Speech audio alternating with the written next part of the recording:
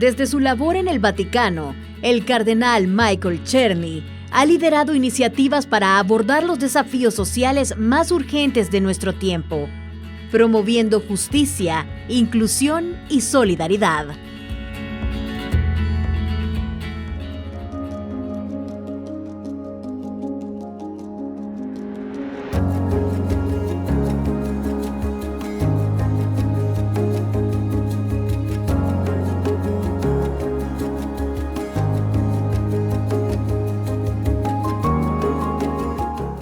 Bueno, para la UCA, la Universidad Centroamericana José Simón Cañas, es un honor contar con la presencia del cardenal Czerny, hermano jesuita y amigo de la UCA, ¿verdad? Bienvenido a esta casa.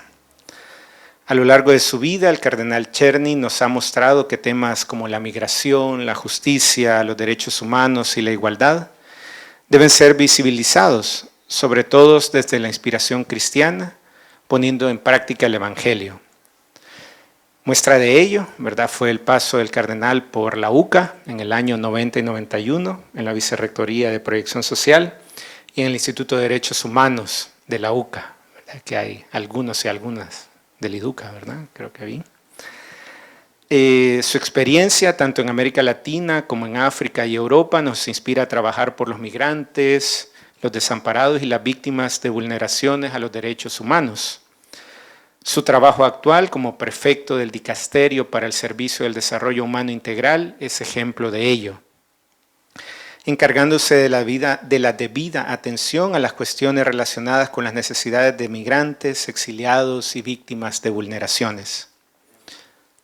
Como universidad comprometida históricamente con la educación de calidad y con el cambio social, es nuestra responsabilidad seguir formando jóvenes comprometidos con estos valores que promulgamos desde la identidad cristiana, los mismos que serían deseables en todo desarrollo de los pueblos, con igualdad, solidaridad, respeto y diálogo. Tal y como lo mencionó el cardenal Czerny en su carta enviada en el marco del 35 aniversario y que ha escrito desde hace ya algunos años, ¿verdad?, cada aniversario de los mártires. 35 años. Pues cada año él siempre comparte una carta sobre el aniversario de los mártires y este año nos decía, ¿verdad?, que atentos a las necesidades de los indefensos, se comprometieron por la paz con una opción preferencial por los pobres, haciendo bien aquello que estaban llamados por vocación y misión, formar estudiantes capaces de asumir responsabilidades sociales, cívicas y políticas para el país. Cierro la cita y esta es una misión que todavía continuamos. Es importante que ahora, reunidos en este auditorio, tengamos un espacio para reflexionar sobre temas relacionados a la experiencia del cardenal Czerny, como el desarrollo de los pueblos, los retos que se enfrentan y las perspectivas a futuro que se tienen para poner en el centro, sobre todo, a la dignidad humana. Agradezco nuevamente, cardenal, su presencia entre nosotros, su visita a El Salvador, el cariño especial y especialmente agradecemos su presencia en esta casa de estudios, en la UCA. Sin duda, este espacio de conocimiento, análisis y reflexión será de provecho para todos los aquí presentes. Un saludo. Muchas gracias.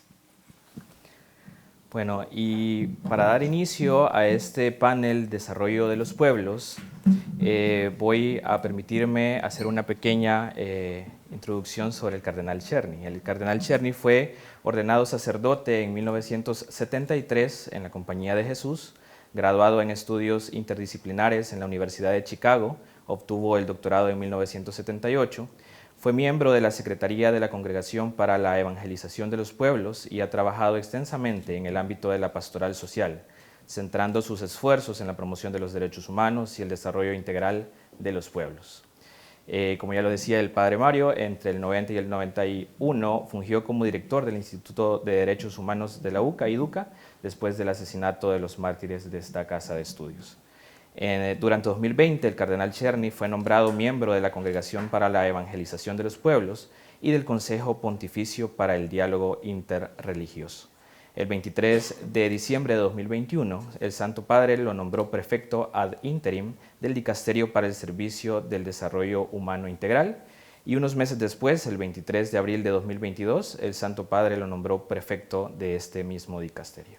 Cardenal, bienvenido. Es un honor tenerlo aquí en esta universidad. Gracias. Y bueno, para iniciar, tengo aquí un par de preguntas generadoras sobre el tema que nos atañe ahora y quería iniciar cómo entiende la Iglesia el concepto de desarrollo de los pueblos y cuál es la relación entre el desarrollo humano integral y el Evangelio. Muy bien, bueno, eso es lo que trato de decir en cada reunión, cada encuentro. Eso es la pregunta: ¿qué quiere decir el desarrollo humano integral? Entonces, tenemos que meditar un poquito para entenderlo, porque la expresión no es inmediatamente obvia. La primera es, ¿qué quiere decir desarrollo? Y probablemente tenemos plantado en la cabeza el producto bruto.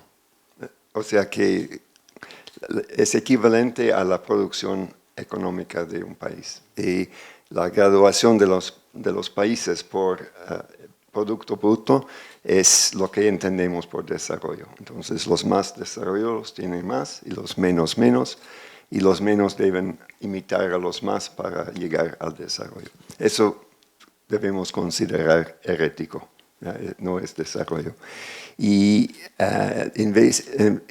la otra cosa muy implantada en la cabeza es que la palabra desarrollo refiere al tercer mundo, o sea, el mundo menos desarrollado, y que lo que se entiende por desarrollo en los países desarrollados es lo que debe querer decir aquí también. ¿Ya? O sea, que el modelo de desarrollo se puede encontrar en los países más desarrollados, entre comillas. Y por eso tenemos que estar atentos a lo que nosotros, digamos, tenemos ya como convicción, que lo que... bueno, y el segundo punto es la palabra integral, y de entender que la Iglesia tiene una comprensión del hombre integral, o sea, todo el hombre y el hombre en todas sus dimensiones, mientras lo que se llama desarrollo considera básicamente el consumidor.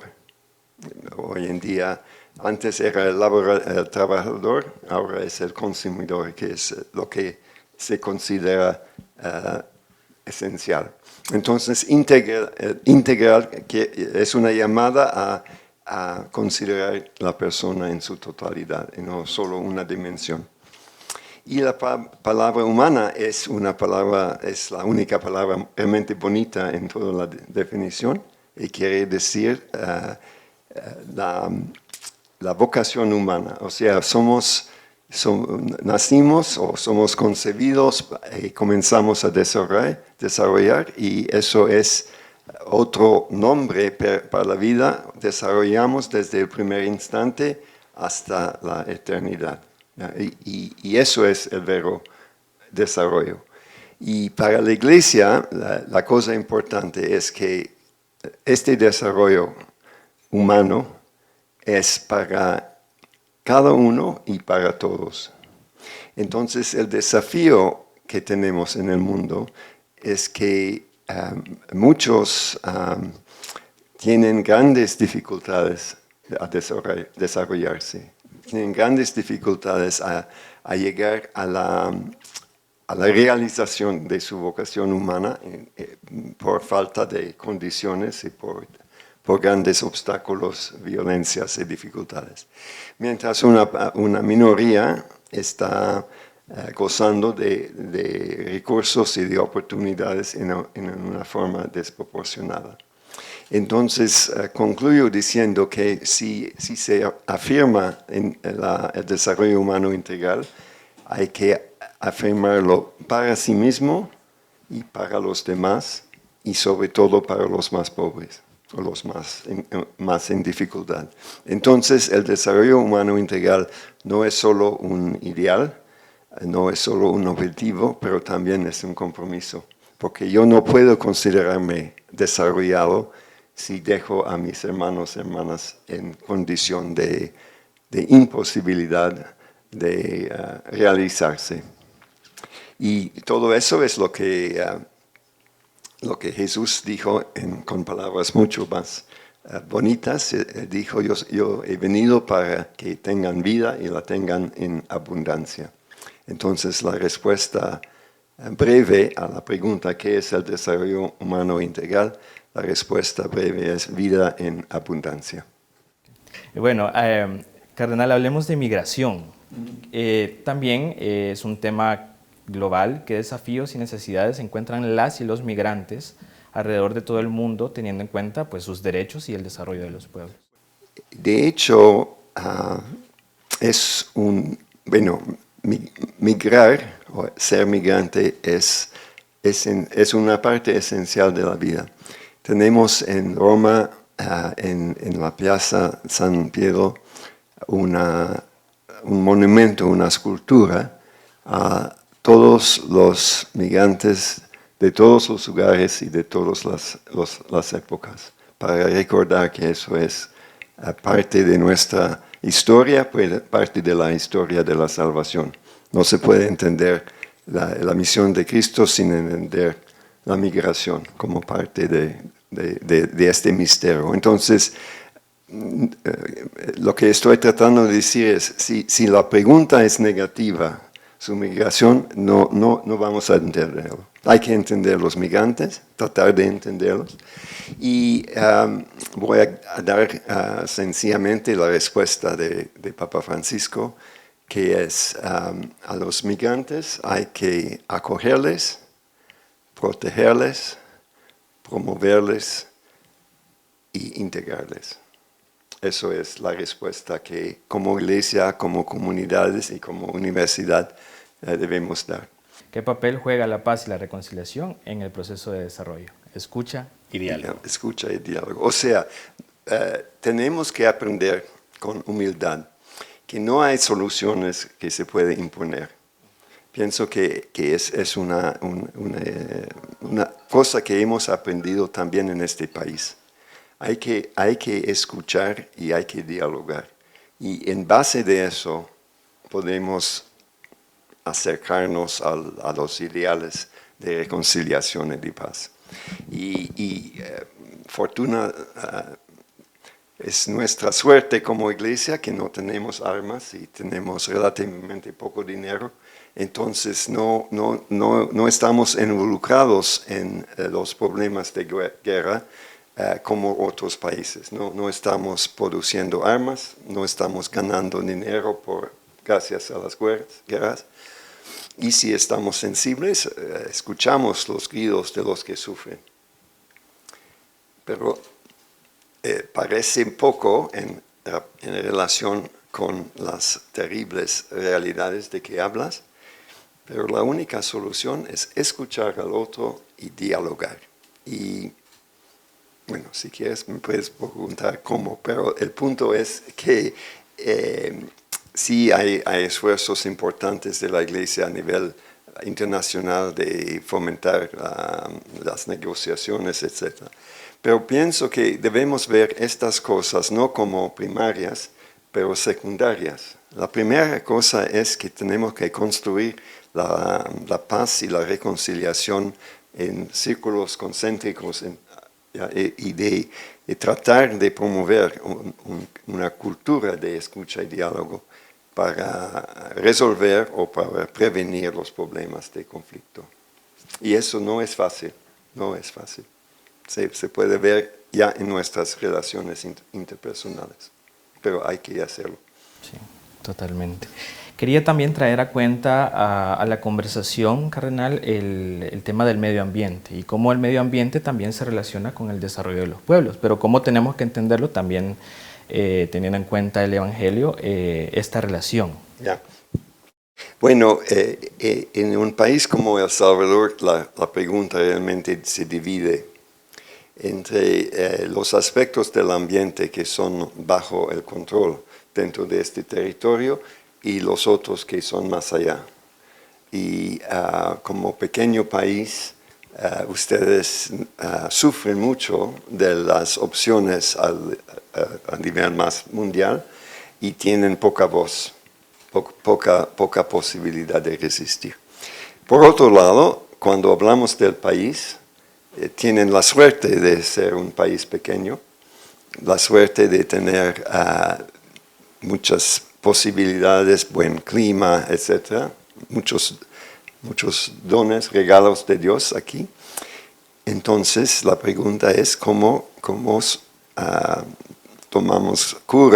prendemos cura de la casa común que se llama El Salvador. Y aquí de nuevo depende de nosotros y depende de opciones. Llama mucho la atención después de tantos años en exilio de San Salvador, es la construcción de carreteras. Nunca hubiera imaginado esta ciudad casi cubierta de ¿cómo se llaman? Flyovers, de todas estas construcciones masivas de concreto. Eso quiere decir que estamos invirtiendo nuestros mejores recursos en función del automóvil. Eso es irracional. Es irracional. ¿Cierto? Quizás tenemos que esperar soluciones más ecológicas por el transporte, pero invertir tanto en facilitar el uso del coche privado no es una buena respuesta a tu pregunta, a mi modo de ver. Y aquí viene, no sé si viene después, pero aquí viene la cuestión también de democracia, o sea, cómo podemos influir en las decisiones tomadas en nombre nuestro. Punto. Sí, claro. Antes de dar también paso para que la conversación se integre con quienes nos están escuchando, quería preguntarle también qué papel debería jugar una universidad como esta de inspiración cristiana de cara al desarrollo de los pueblos. Bueno, lo que me llamó la atención cuando el padre rector me hizo su introducción, me pareció que él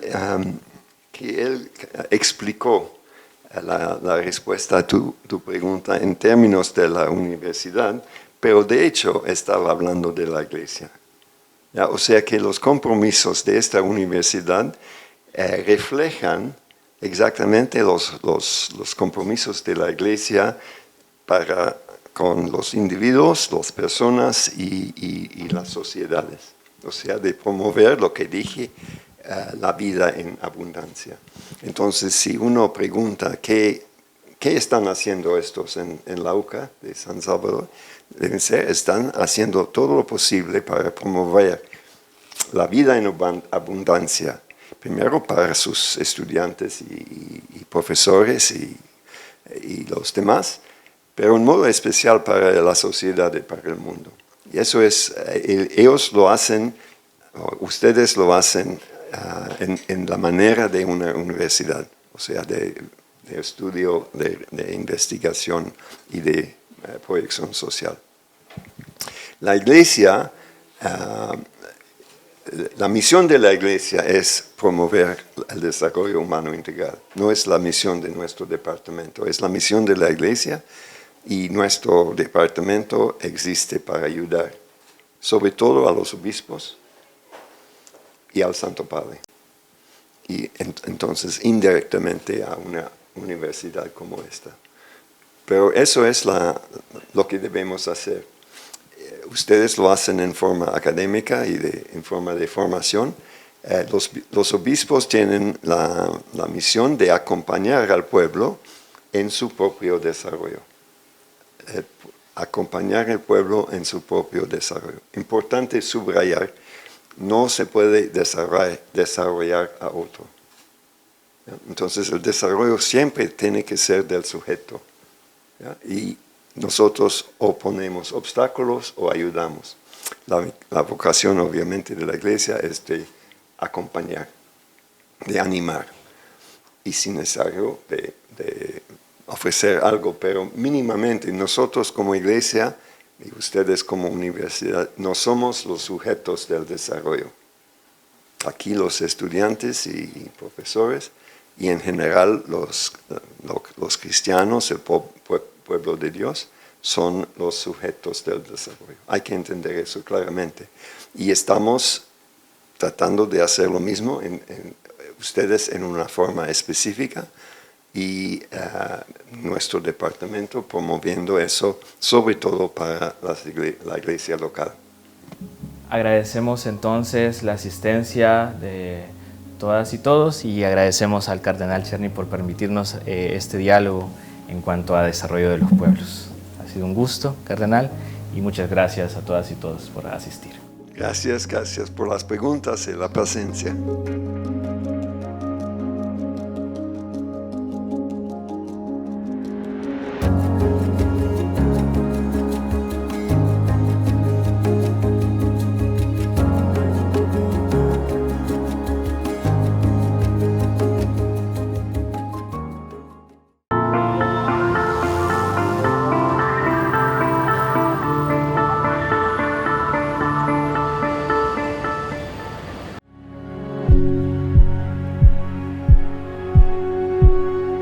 Algunos mitos y realidades sobre la minería que debes conocer. Mito número 1. La minería ya no contamina. Ahora hablan de minería verde o minería moderna o minería responsable. Pero la verdad es que toda mina contamina. Los estudios dicen que por la concentración de oro que hay en esta región, para producir 1 onza de oro se necesita extraer 20 toneladas de roca. Esto destruye los bosques, contamina el suelo y se acaba el agua. Mito número 2. La minería genera empleo y progreso económico. Todos vamos a crecer económicamente con la minería. Sin embargo, la realidad es que la minería genera muy pocos empleos y beneficia siempre a un pequeño grupo. Según la Organización Internacional del Trabajo, la minería genera en el mundo solo el 0.09% del empleo. Pero además de generar poco empleo, lo genera por poco tiempo. Las minas funcionan solo 5, 6, a veces hasta 10 años y cuando ya no hay oro se van y dejan destrucción a su paso, un ambiente contaminado y enfermedades en la gente. Por eso es que frecuentemente en los países donde hay minas ricas en minerales, a la par hay comunidades viviendo en extrema pobreza. Mito número 3. La minería respeta los derechos humanos. Siempre nos dicen eso, pero la realidad es distinta. El extractivismo, es decir, petróleo, gas y minería, genera la mayor parte de denuncias de los peores abusos de derechos humanos, incluyendo la complicidad con crímenes de lesa humanidad según las Naciones Unidas. El Salvador ya sabe de esto. En la lucha contra la minería que llevó después a su prohibición, hubo 5 ambientalistas asesinados por defender el medio ambiente. Y una cosa muy importante, la situación ambiental de El Salvador es crítica y la minería sería el toque de gracia para arruinarlo. Somos el país con menos agua en la región. Somos el más deforestado de América Latina continental. El 87.5% del territorio está propenso a riesgo y el 94.5% de la población es vulnerable a sufrirlo. La sangre de la minería es el agua. La minería necesita mucha agua que El Salvador no tiene ni para su propia gente.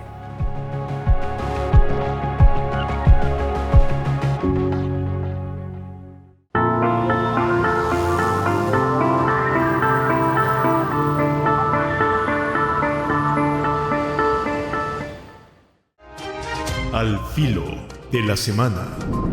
Análisis de temas nacionales e internacionales con un enfoque diferente. José María Tojeira, al filo de la semana. De nuevo estamos acompañándolos con el filo de la semana. Siempre me hace gracia el nombre que le hemos puesto al programa, ¿va? Como que fuera demasiado afilado. Pero esperemos que no nos cortemos con el filo. Miren, para empezar, yo creo que hay que decir que el domingo pasado hubo un excelente comunicado y exposición de Monseñor Escobar Alas sobre la minería metálica. Qué contundente, claro, transparente, pacífico. El Monseñor es muy humilde y al final incluso pidió disculpas por si había sido algo brusco. Yo creo que fue perfecto, la verdad.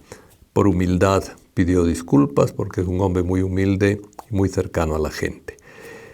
Miren, comentando un poquito eso, yo creo que hay que insistir en que las mineras se llevan la riqueza, dejan lo mínimo en salarios y dejan una enorme cantidad de destrozos ecológicos que dura siglos.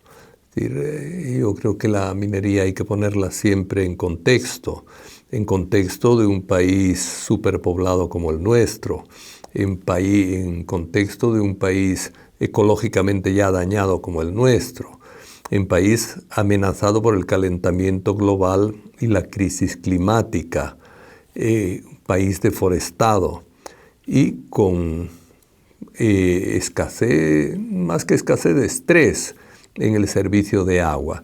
La minería utiliza una enorme cantidad de agua, remueve una cantidad de tierra, deforesta y deja salarios bajos, tal vez un poquito más que el salario mínimo, pero no produce riqueza para nadie. Al revés, cuando se van, dejan una pobreza considerable, unas tierras inutilizables para un país que no tiene soberanía alimentaria como el nuestro y que necesita invertir más en la tierra para cultivar y producir alimentos permanentemente, no para producir oro que se lo lleven otros y nos dejen después con la tierra arruinada. En fin, agradecemos a Monseñor Escobar la claridad con la que habló, la profundidad, la sinceridad y también la humildad con la que habló. Muchas gracias, Monseñor, desde la YSUCA y desde este programita del Filo de la Semana. También, pasando a otro tema, queremos resaltar una noticia, es noticia oficial. Ha habido 18.321 percances en tráfico que han dejado un saldo de 10.784 personas lesionadas y 1.164 fallecidas hasta el presente, ¿verdad? Todavía falta un mes, y un mes que a veces, lamentablemente, por costumbres no adecuadas, borrachera, nocturnidad, etcétera, se producen más accidentes, lamentablemente, en tiempo de Navidad.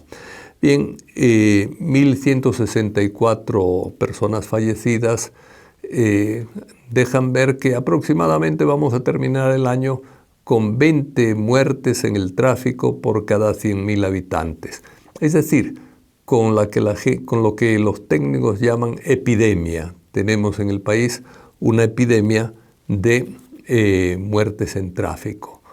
Ojalá esta epidemia se combata, no metiendo presos a todos los conductores que se pasen de velocidad y hacer como han hecho con el régimen, con esa que llaman medicina amarga, sino con más seriedad.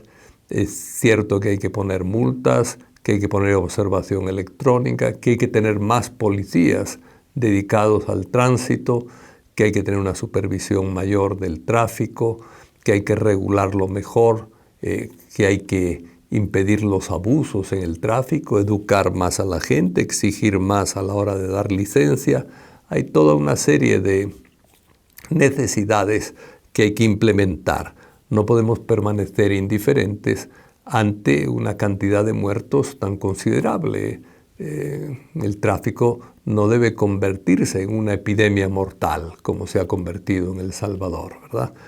Como les digo, siempre los que catalogan si hay epidemia o no suelen decir que hay epidemia cuando mueren más de 10 personas por 100.000 habitantes, sea a causa de una enfermedad concreta en el año, ¿verdad? Es decir, sea a causa de la violencia. Tuvimos una epidemia terrible que esa se ha curado, gracias a Dios, ¿verdad? Es decir, y el gobierno ha trabajado en ello, aunque ha dejado, es decir, ha sido una mezcla, ¿verdad?, de éxito, pero con problemas humanos fuertes que hay que corregir, ciertamente, ¿verdad?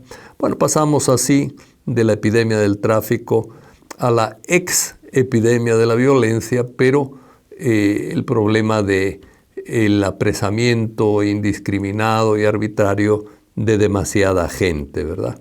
El ministro de Gobernación acaba de decir que faltan todavía 8.000 perfilados como mareros por detener, ¿verdad?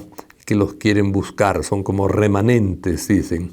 Miren, realmente yo creo que los perfiles no son delitos, ¿verdad? La policía puede perfilar porque una persona vive en un lugar, porque lo vieron hablar con un marero, porque un agente dijo, pero hay que acusar de delitos concretos, no de que me dijeron, que dicen, es decir, no de rumores, ¿verdad? Es decir, no de chismes, de chambres. Es decir, el de tener por perfiles es realmente exponerse a cometer graves injusticias. Y es lo que hay que corregir. Hay que corregir soltando a los inocentes, que los hay, y hay que corregir no repitiendo los abusos que hemos tenido a lo largo del régimen de excepción. Ahí hay una deuda con el pueblo. Hay mucha gente todavía que está detenida, sin abogado, sin recursos, sin comunicación con sus familiares, en situaciones tremendamente injustas, y cuando los sueltan ni siquiera les dan el sobreseimiento de sus causas, sino que quedan como pendientes. Lo que le dan son medidas cautelares, es decir, libertad condicional. Es decir, quedan pendientes, no sabemos hasta cuándo. ¿Dónde queda la pronta justicia, ¿verdad? Pronta y cumplida justicia de la que habla la Constitución? Pues simplemente no queda. Es decir, estamos violando la Constitución y sobre todo el espíritu de la Constitución. Es decir, los abogados se ponen siempre a discutir que no, que si se le violó, que si no se violó, cómo entendemos pronta, cómo entendemos cumplida, cómo entendemos justicia. Se ponen a hablar paja sobre las palabras con frecuencia, pero los seres humanos vivimos de realidades, ¿verdad? No de palabrería. Y pronta y cumplida justicia, lo que significa para todos una realidad de que la justicia funciona rápida y adecuadamente. Entre nosotros no está ni rápida ni adecuada la justicia. En otras palabras, estamos irrespetando la Constitución de la República porque nos promete pronta y cumplida justicia para todos. Y hay gente que la han tenido 1 año y medio presa, que la suelta y supuestamente le dan medidas cautelares, es decir, libertad provisional, por su caso queda pendiente. ¿Cuándo le van a dar el sobreseimiento? ¿Cuándo lo van a declarar inocente? No sabemos, ¿verdad? Si pide antecedentes penales, ¿qué le van a sacar? Si quiere trabajar, ¿qué facilidades va a tener? Miren, tenemos un problema grave de Estado de Derecho y de respeto a los derechos de las personas, cosa que hay que corregir. No se trata de decirlo por decir o por atacar, sino porque nos interesa que se corrijan todas aquellas cosas que dañan a las personas en su dignidad, en sus derechos, etcétera, ¿verdad? Esto es importante. Pasando a otro tema, en la semana pasada recordamos también, en esta semana recién pasada hemos recordado también los 44 años del asesinato de las religiosas norteamericanas, ¿verdad? Es decir, en ese asesinato fue crudelísimo, ¿verdad? Hubo tortura, hubo violación, hubo asesinato. Es importante recordarlas para que no le pase nunca a ninguna mujer lo que le pasó a ellas, ¿verdad? Es decir, no solamente en el campo político, hay muchas defensoras hoy del medio ambiente que se han visto amenazadas, periodistas, etcétera, que a ninguna mujer la tengan que amenazar ni maltratar por el hecho de ser mujer. Es decir, pero es importante recordarlas también para que otras cosas que no funcionan bien con respecto a la mujer funcionen mejor. El machismo, por ejemplo, en la medida en que se mantiene, es promotor de este tipo de abusos de la mujer, ¿verdad? El no reconocer los derechos legales es promotor de abusos también. Yo siempre me gusta recordar el convenio 189 de la Organización Internacional del Trabajo, que manda que las empleadas del hogar tengan los mismos derechos que cualquier trabajador, pues son trabajadoras, ¿verdad? Pues 8 horas, posibilidad de sindicalizarse, seguro social, prestaciones normales, el aguinaldo, etcétera, ¿verdad? Hoy en día están totalmente desprotegidas y el gobierno no ha querido firmar el convenio 189. Ni este gobierno ni los anteriores, ni siquiera el FMLN, que era un gobierno que hablaba más del pueblo y todo esto, tampoco firmaron el 189. Bueno, entonces, tenemos que firmar ese convenio, hombre, por decencia, por respeto a la mujer, ¿verdad? Es decir, eso hay que hacerlo, ¿verdad? Es decir, las monjas norteamericanas tienen que ser un recuerdo permanente de mujeres serviciales, generosas, que vinieron aquí a ayudar y que fueron tratadas injustamente como todavía hombres tratan a las mujeres. Sale continuamente en los periódicos que el abuelo abusó de la nieta, que el padrastro de la hijastra, que un familiar de otra persona, muchas veces menores de edad. No puede ser eso, ¿eh? Ojalá el recuerdo de las religiosas nos ayude a corregir estas situaciones en que la mujer todavía se ve mal parada dentro del país. También salió en las noticias otro tema importante para todos nosotros, el mal estado de las escuelas, ¿verdad? Es decir, hay escuelas que representan un peligro para los alumnos debido al mal estado de los techos, de las ventanas, de los lugares donde los niños se mueven, ¿verdad? La intervención de centros educativos al momento ha llegado a reparar 100 escuelas nuevas, a construir 100 escuelas nuevas y a reparar 50. Pero las escuelas en el país son muchas más y hay que trabajar con mayor insistencia en la reparación de las escuelas. Es la base, tener una escuela digna y decente, bien construida, segura para los niños, es la base mínima para que los niños puedan sentirse cómodos y estudiar en la escuela, ¿verdad? Una noticia también interesante es que el gobierno de El Salvador quiere ocupar un puesto en el Consejo de Derechos Humanos de la ONU para el periodo 2027-2029. Yo creo que es difícil mientras tenga vigente el régimen de excepción y mientras no arreglen todas las barbaridades o todas las injusticias cometidas a lo largo del tiempo de régimen de excepción. Ojalá pudiera estar ahí en el Consejo de Derechos Humanos y defender los derechos humanos en el mundo en que vivimos. No diciendo que los derechos humanos se respetan con violencia, sino desde medidas adecuadas, racionales, justas, buen funcionamiento de la justicia, etc. Ojalá pudiéramos estar. Bueno, sabemos que en el Consejo de Derechos Humanos también a veces hay países que tienen dictaduras o que tienen violaciones de derechos humanos, ¿verdad? Es decir, que todo es posible.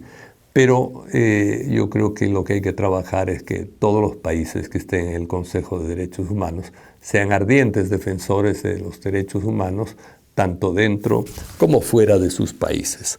Ojalá esto cambie y podamos estar dignamente en este Consejo. Una última cosa que me ha gustado, ustedes recuerdan que un congresista norteamericano ha sido reelegido. Estos lo reeligen cada 2 años, ¿verdad? Los congresistas norteamericanos, que es la base de la democracia salvadoreña. Nosotros como a veces le damos mucha importancia a los que suenan más, nos parecen más importantes los senadores que los congresistas.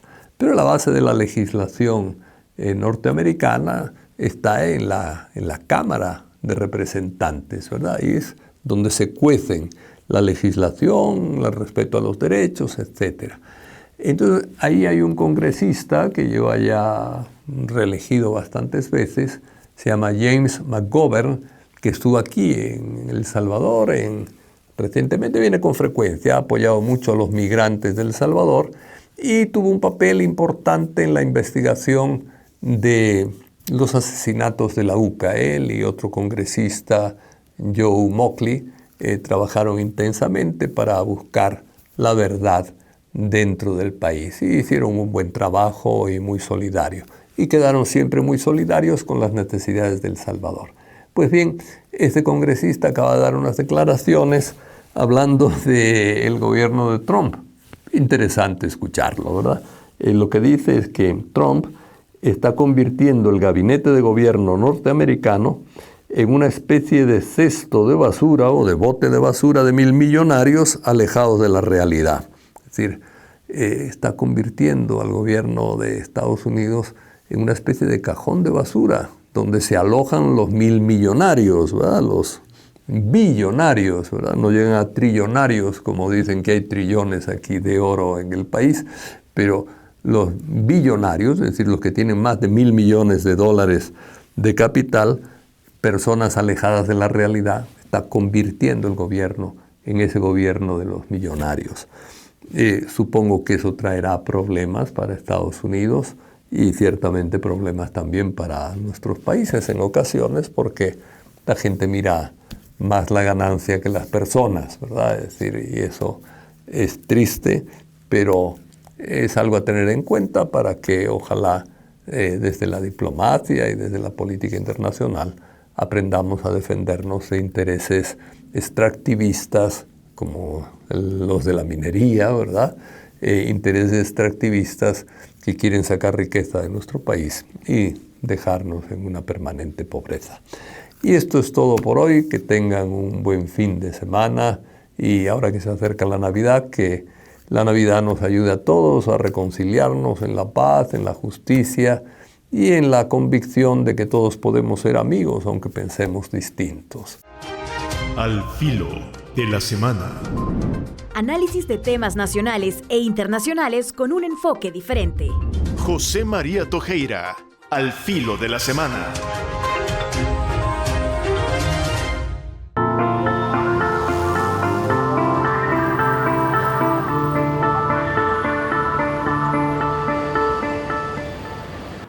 ¿Te enteraste de lo que pasó con el desfalco de Cosamia Chromatic? ¡Qué yuca lo que está pasando! Cosamia Chromatic. No, hombre, es Cosavi y Acomati. Es mejor que te informes bien porque es un tema serio. Es que algo así vi en redes sociales. Bueno, es que los nombres se parecen. Sí, pero es mejor estar bien informado. En Informando Construimos Ciudadanía te cuentan todo el caso con hechos reales. ¿Informando qué? Informando Construimos Ciudadanía, mira, te voy a enseñar. En esta página aprendes acerca de derechos humanos, política y muchas cosas más a través de datos. ¿Y qué tal si no me gusta leer? Pues hay videos. Y si no te gustan los videos largos, también tenemos videos cortos. ¿Y si quiero algo aún más rápido? Todavía más fácil. Hay infografías que tienen resumida toda la información y así no hay excusas. Ok, ya me vas convenciendo. Es más, fíjate que ahorita mismo voy a entrar.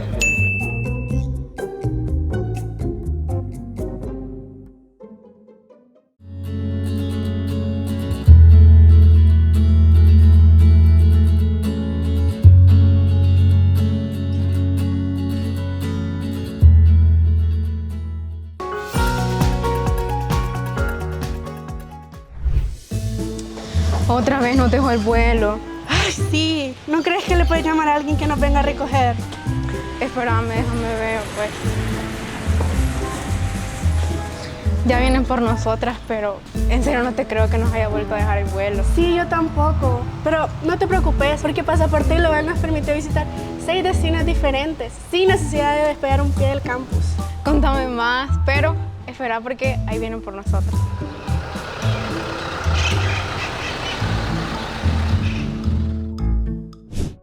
Pasaporte Global nos llevó, a través de exposiciones y conversatorios de cada país, a conocer su cultura,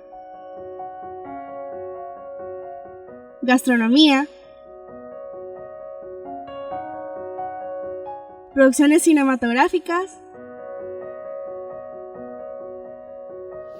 política exteriores y más. Este año conocimos más sobre Nicaragua. Son actividades que sin duda nos ayudan a la integración de las y los nicaragüenses dentro del territorio salvadoreño, pero también nos beneficia en cuanto a ver cómo nuestros países hermanos están conectados desde la cultura y ahora, por supuesto, desde la amistad que estamos tejiendo entre salvadoreños, salvadoreñas y las nicaragüenses. Palestina. Pues son actividades, la verdad es que muy positivas, muy constructivas y conectan al alumnado con instituciones, con embajadas directamente, ¿no? Ser intermediarios. Estados Unidos. Esta iniciativa de la UCA me parece extremadamente interesante, ya que está acercando a su población estudiantil la diversidad cultural que se encuentra en El Salvador a través de las diferentes misiones diplomáticas. Chile. Tenemos tanto ustedes como nosotros la oportunidad de acercarnos, de tender un puente, no solo en el ámbito cultural, sino como naciones, ¿no? Eso es lo que nosotros esperamos dejar, es un puente más con todos los estudiantes para que sepan quiénes somos. Canadá. Creo que es una iniciativa muy interesante de la universidad y estoy muy feliz de estar aquí a participar en ese evento. Colombia. Para nosotros es una oportunidad inmensa de compartir con el público salvadoreño, sobre todo con los estudiantes, de poder presentar a nuestro país. Pasaporte Global nos recuerda la importancia de reconocer nuestro vínculo humano con otras culturas, como ciudadanos de países distintos, pero habitantes de un mismo mundo. Creo que eso al final nos une como civilización humana y es súper importante en estos tiempos donde hay muchísima rivalidad y conflicto en el mundo. A mí me parece algo sumamente importante y enriquecedor para las personas que nosotros estamos estudiando acá en la universidad.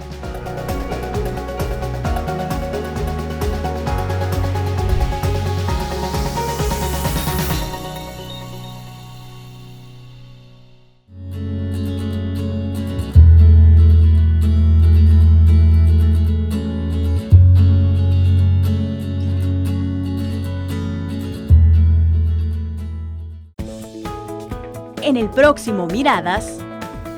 La promesa más grande del presidente Trump es tener un programa de deportaciones masivas, comenzando en día 1 de su mandato.